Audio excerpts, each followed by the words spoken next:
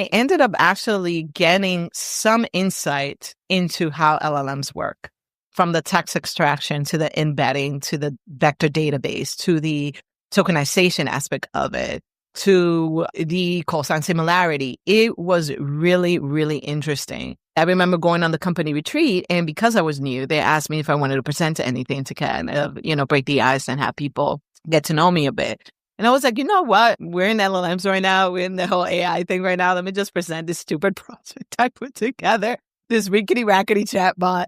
And I actually did that. I presented it. I showed them, like, here's what I'm learning. Because that's basically what it was. It was a learning experience. It wasn't for me to become an expert in chatbot and start selling an app. It was for me to kind of test and also study how these LLMs work. I highly recommend every SEO right now, and you're doing it already, Crystal. You're seeing the benefits from actually experimenting with these platforms, and I'm pretty sure you're learning new things as well. But I recommend every SEO right now. I honestly believe this is what you need to be doing, even if you do it at a small scale, even if what you're doing is trying to automate a certain process. You're not trying to build anything like what I was building, but even if you're just trying to test the smallest of things, I think it's worth doing it. Welcome to the Simple and Smart SEO Show podcast. I'm your host, Crystal Waddell, here to bridge the gap between SEO strategy and real-world business success. Whether you're an entrepreneur, marketer, or SEO enthusiast, this is your place to learn, share, and build a brand that stands out. So grab a coffee or your favorite tea, and let's dive into smarter SEO for your business. To kind of see me go through this, having no knowledge of what I'm doing. So I'm like, just relying on ChatGPT, honest. And I was still able to create it and test it and use it. And I was able to present it even to my team at Chartis when I first started the job. And like, for example, I was doing semantic triples a few weeks ago. I wanted to see, can I extract semantic triples from content? And what does that look like? Because I was coming part of the conversation about like how you optimize for LLMs. And one of the things I figured out was like, once I got the output, I realized, well, there's nothing you can do with an isolated data of just semantic triples. They're not really built for that. And just to give a little bit of information what semantic triples are, they're basically textual structured data. Yeah. They're the object, predicate, and subject, or the subject, predicate, and object, something like that. And they're just basically structured data on text. And they're supposed to provide meaning to an object. So what you're basically trying to describe. Somebody mentioned this on LinkedIn. They're really good for maybe like a glossary page. But when you look at it as your content strategy, an isolated audit of semantic triples is not enough. There needs to be so much more, because I noticed semantic triples would not take into account, first of all, whether the content is accurate. And it also won't take into account the subtle nuances there are in writing. Maybe there's a slogan or something that the client has, a message that the client is trying to give, and it won't necessarily pick up on those things. Mm-hmm. So on its own, I learned there's really not much you can do with auditing semantic triples. So it's like now you have to be creative and learn more about what structured data is, what meaning is, what context is, and et cetera. I understand the concept of semantic triples. It was last year when my son was doing his English assignment. They were talking about subject and predicate. And I was reading something that Michael King wrote. And of course, like going through it with ChatGPT to explain it to me like I'm a third grader. And I realized, I was like, oh my gosh, like this is the structure that the computers understand. And so even though I think it's stupid and I don't really understand it either, it's like, I need to go back to the fundamentals of the English language so I can understand the translation model that it's using to get into the LLMs. It's just such a great point that the more you play around with it and in it, then you can start connecting the dots. I also joke that our chat GPTs and, Geminis, whatever, they just look like our Canvas. I don't know about you, but my Canva is a hot mess, and now chat GPTs the same way. And I'm like, there's got to be a better way. I mean, yeah, it is exciting. I mean, these things, they are imperfect. They make mistakes. They give you sometimes the wrong information. And so you have to take the good with the bad. That's how I see it. You have to take the good with the bad, or you have to look at the good, the bad, and the ugly. Mm-hmm. The ugly being how, terrible this can be to our environment the more we use it. And then you have the bad, which is like the misinformation that sometimes you can get, or the wrong or inaccurate information that you can get from it. But the good is the learning that you're getting from it too. So if you're considering doing this, you have to sometimes just be okay with knowing that you're not going to know everything right away. If you're trying something for the first time, for example, vibe coding, or trying to understand semantic triples, or even query fan out, you know what I mean? Doesn't matter what you're trying to do. Cut yourself some slack and give yourself the opportunity to just go with it. Just go with it. You're already working with it. Think about it when you're in a pizza making class. Funny enough, our company had an outing last week and we went to make pizza together. It's almost like a similar process. A lot of us there weren't pizza experts. We don't own a pizza. We don't know anything about the process of pizza making. We wouldn't know the ingredients to use unless somebody tell us or we look it up. We're not expert in that field. But here we are taking instructions from an expert, taking instruction from someone who does, and just going with it. You're having fun. You're going with it. So you got to kind of apply that same mentality and approach to this thing too. Don't go in it thinking, oh, I have to be an expert. Go in it thinking I'm here to learn. Yeah.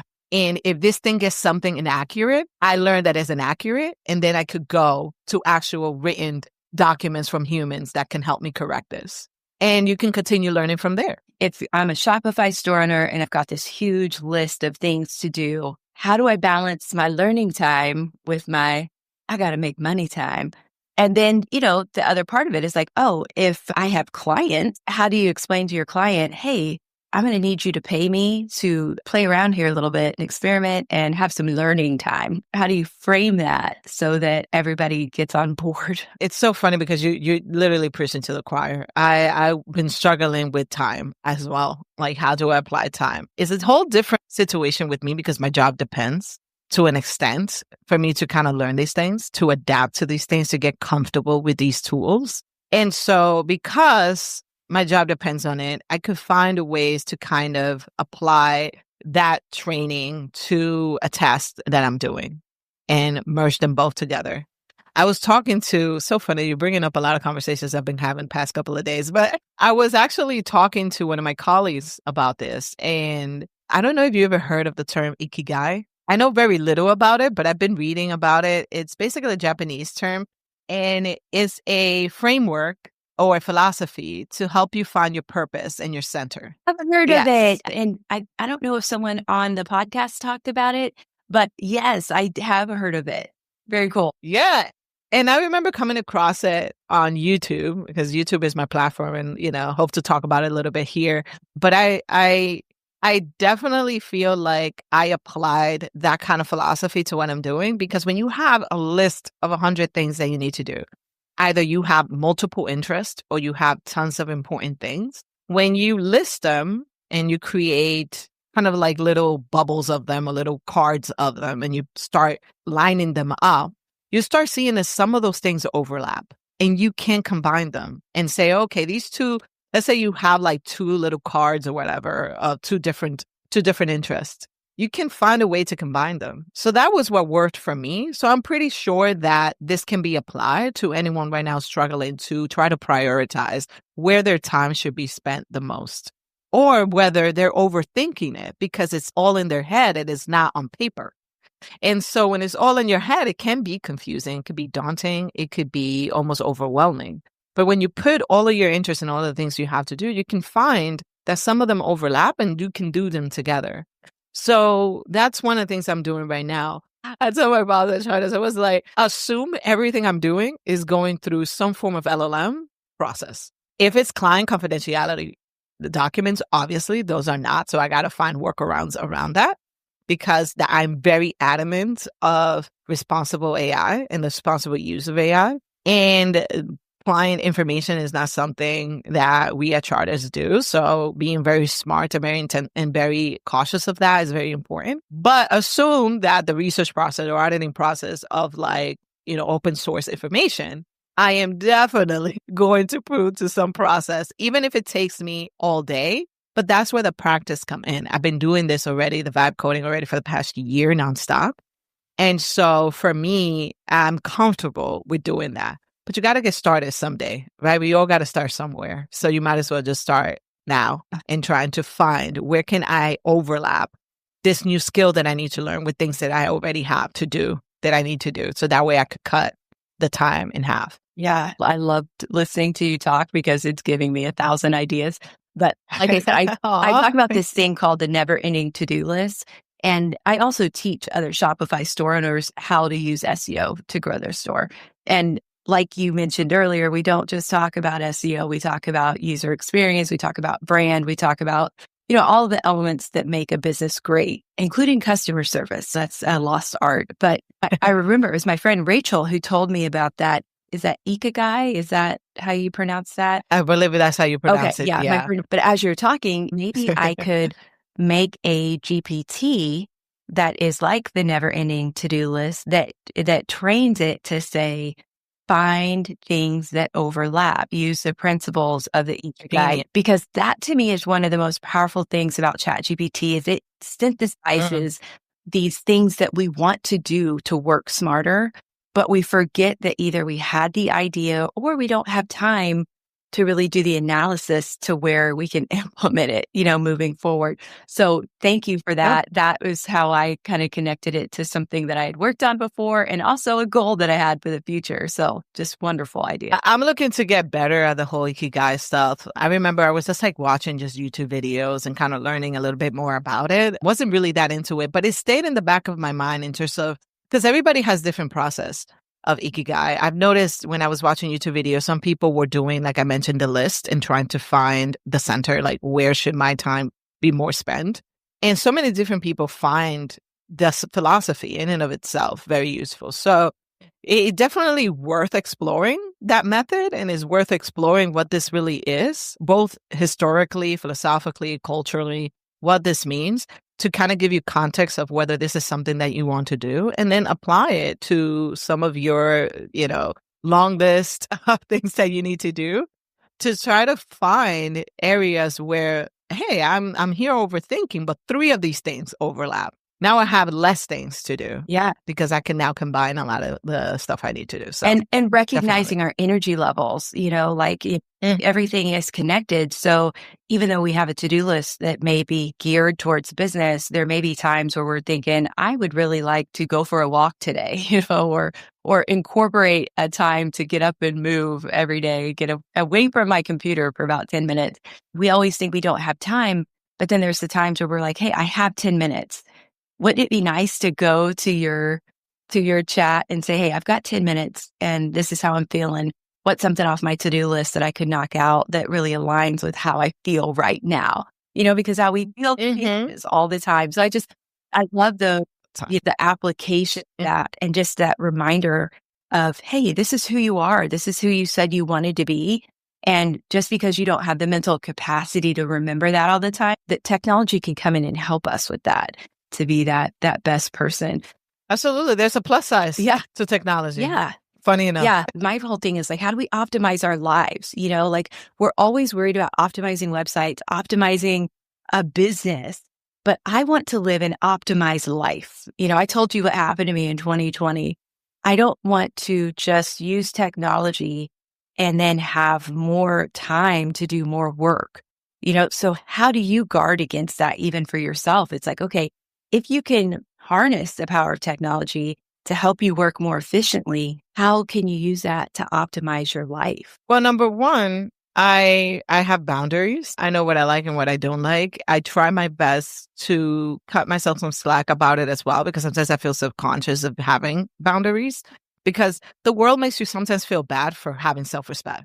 It is the weirdest thing. And it's kind of like, no, you got to stay true to that. If that's what you want to do, don't let somebody else make you feel bad about it. And one of those things that I do to optimize my life, funny enough, is to balance out my time with technology. Because as efficient as technology can make you, it could also hold you back on a lot of things. And one of the ways that I try to balance that out is like, where is my time with technology? Where's my time best spent? And instead, what I do is I'm not on social media all that much. It doesn't matter whether it's LinkedIn or Instagram or even YouTube.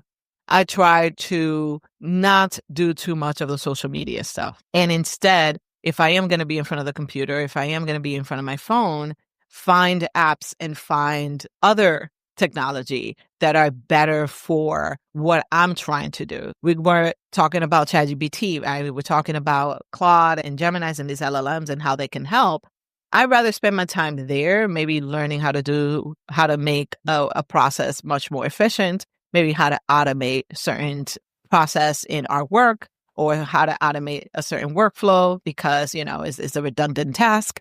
Those kind of things, I'd rather spend more time on that than, scrolling through an endless feed that never ends. So I try to balance it, right? I try to optimize my life by having time away from actual technology and actually using that time to read a book, to read an article, to maybe spend some time with family, spend some time with myself, just quiet, be with my cats, learn from their wisdom. Because I love cats. I love animals in general. And sometimes we forget that they're there and they have something to say. They may not be able to say it verbally, but they're great companions. And so spending time with them is also something that I do to optimize myself. So minimizing the technology, despite the technology making my life a little bit more efficient, is how I optimize myself for sure. Okay, so our time is dwindling down, but we have to do the rapid fire Q&A before we pop off here. Okay, this conversation, we're going to have to talk again in the future because we didn't even get to like YouTube SEO and content. Oh, absolutely. I'd love to come back. This was amazing. I've got 9 questions for you, unless you answer differently to number 2, and then I'll ask you number 3. Okay, and if you want to follow up later or something, we definitely could do that. Good. All right, so question number 1. SEO, GEO, IDC, or IDK? SEO? SEO is dying, yes or no? It's not. Gemini, Perplexity, Claude, ChatGPT, or something else? ChatGPT at the end of the day. Best use case for AI in SEO? Automation. AI agents, hype or breakthrough? Breakthrough. Google AI overviews, good, bad, or ugly? Ugly, very ugly. Jobs in SEO that AI is most likely to take in 2026? I don't know yet. I don't think I can answer that question. Fair enough. Jobs least likely to be taken? Content. Best AI-powered app for SEO that no one knows about yet? Repeat that question. Best AI-powered app for SEO that no one knows about? It could be any app. Doesn't matter. I like using Monica. Ooh, yeah, I haven't heard of that one. Yeah. Very cool. Okay, so if people want to connect with you, follow you or whatever, where shall we send them? Come to my LinkedIn. That's where I'm at. That's where I'm most likely to respond. And also, it's where I reach out to the community. And it's a wonderful community there, amazing SEOs. And you can follow me there. Awesome. Well, Ana de la Cruz, this was so much fun. Oh my goodness. Like, I'm buzzing. I have so much energy now. I can't wait to go back and listen to the episode. So thank you for being here with us today and just sharing all of your insights. Can't wait to have you back on. Absolutely. Happy to come back. Yeah. Thanks for being on the Simple and Smart SEO Show podcast. Thank you, Crystal.